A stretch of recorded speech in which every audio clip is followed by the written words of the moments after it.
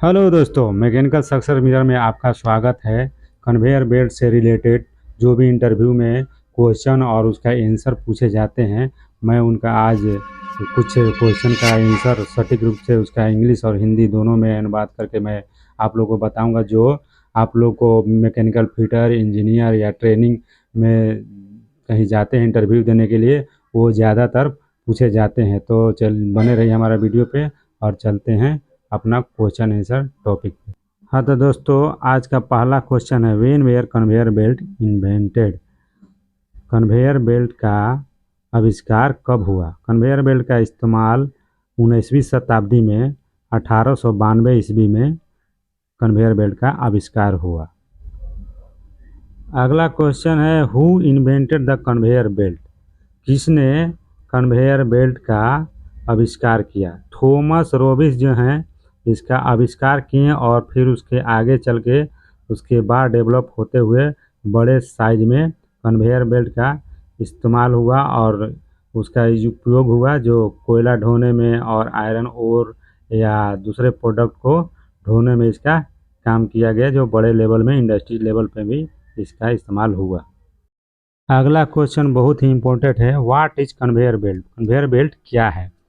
Conveyor belt एक convey system है जो कैरी करने के लिए बहुत ही उपयोगी है, जो बड़े मात्रा में संसाधनों और कृषि सामग्री को परिवहन के लिए इस्तेमाल किया जाता है। कन्वेयर सिस्टम ये ज़्यादातर इंडस्ट्री यूज में होता है, जो बल्क मात्रा में मटेरियल को ट्रांसमिशन करने के लिए एक जगह से दूसरे जगह करने के लिए उसमें गियर बॉक्स वगैरह फिटिंग होता है और एक जगह से दूसरे जगह ट्रांसमिशन करता है। जो अधिकतर आप इंडस्ट्री यूज में भी देखते हैं और कहीं एयरपोर्ट वगैरह में भी जाते हैं तो आपका बैग वगैरह भी आपको इधर से उधर शिफ्ट करने के लिए काम आता है। हाँ तो दोस्तों, अगला क्वेश्चन है, the name various part of the belt conveyor. Belt conveyor का विभिन्न भागों का नाम बताइए। तो इसका विभिन्न भाग जो भी है उसका हम लोग को उसका नाम बताना है। तो चलते हैं इसका आंसर पे। तो इसका वेरियस पार्ट है आपका बेल्ट, जिस पे मटेरियल शिफ्टिंग होता है। उसके बाद में है आपका कैरिंग आइडलर्स, जिससे आपका कन्वेयर को गति मिलता है। फिर उसके बाद इम्पैक्ट आइडलर है जो चूट के नीचे में रहता है। फिर उसके बाद में आपका पुली है जो जिससे आपका उसका ड्राइव में सेटिंग रहता है। फिर उसके बाद में गियर बॉक्स वगैरह जो ड्राइव सिस्टम होता है पाँचवें में, और छठा में रहता है टेकअप सिस्टम। तो ये है। और अगला क्वेश्चन है, how do you specify the conveyor belt. आप कैसे कन्वेयर बेल्ट को चिन्हित करते हैं? मतलब जो कन्वेयर में बेल्ट लगता है उसको आप कैसे पहचानते हैं? तो कन्वेयर बेल्ट का जो उसका वाइड होता है और कन्वेयर बेल्ट का जो भी उसका डिजाइन होता है उसके हिसाब से कन्वेयर बेल्ट को हम लोग उसको चिन्हित करते हैं। तो उसको पॉइंट बाय पॉइंट में हम लोग जानते हैं, अभी देखते हैं इस वीडियो में। तो इसका मटेरियल का जो कंपोजिशन रहता है उसको हम लोग चेक करते हैं। फिर उसके बाद में नंबर ऑफ प्लाई, कितना प्लाई का बेल्ट है ये, वो देखते हैं। फिर उसके बेल्ट का रेटिंग देखा जाता है। फिर उसके बाद में बेल्ट कितना चौड़ा है इसका। छोटा कन्वेयर के लिए पतला रहता है, 701 मीटर का रहता है। बड़ा कन्वेयर के लिए 1600 या 1800 रहता है। अगला क्वेश्चन है, what are the various pulley use in conveyor belt. Conveyor belt में किन किन प्रकार के पुल्ली का इस्तेमाल किया जाता है?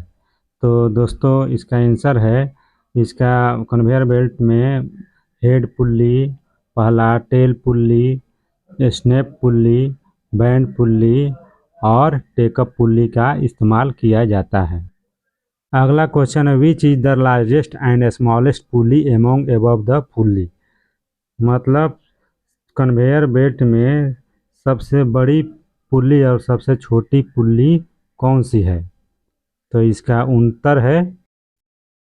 उत्तर है आपका लार्जेस्ट पुल्ली में हेड पुल्ली हो गया और सबसे स्मॉलेस्ट पुल्ली में आपका स्नैप पुल्ली हो गया।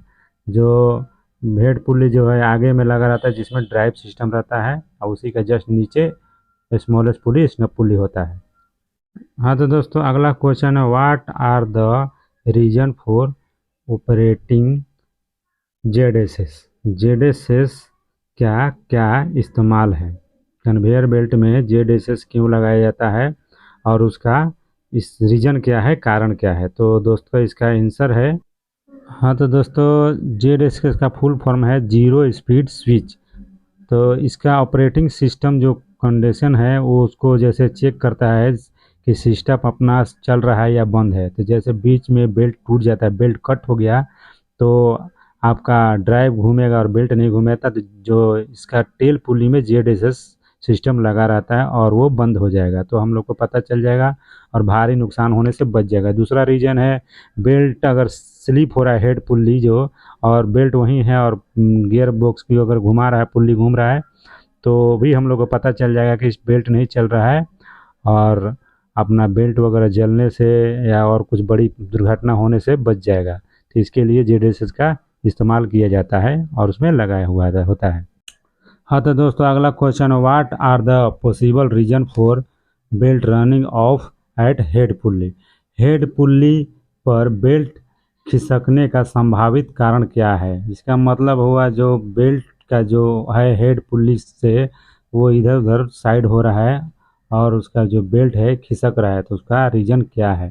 तो उसका उत्तर है, तो हाँ तो दोस्तों इसका आंसर है कि built of material on return idler. Idler के जो नीचे में मटेरियल इकट्ठा हो गया और ज़्यादा ऊपर उठ गया है, जो बेल्ट वन साइडेड शिफ्ट हो जा रहा है, या दूसरा है अनइक्वल लोडिंग, उस पर मटेरियल जो है बराबर नहीं आ रहा है, कभी कम आ रहा है कभी ज़्यादा आ रहा है, वन साइडेड आ रहा है, इससे बेल्ट आपका वन साइडेड खिसक जा रहा है। या तीसरा हो सकता है improper alignment of head pulley. Head pulley का या तो बराबर अलाइनमेंट नहीं है, तो हॉरिजेंटल या वर्टिकल में कुछ प्रॉब्लम है।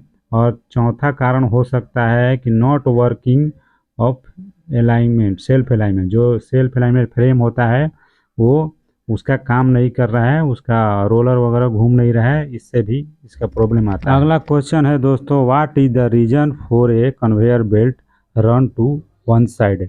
कन्वेयर बेल्ट जो है वन साइडेड घूम रहा है, चल रहा है, उसका कारण क्या है।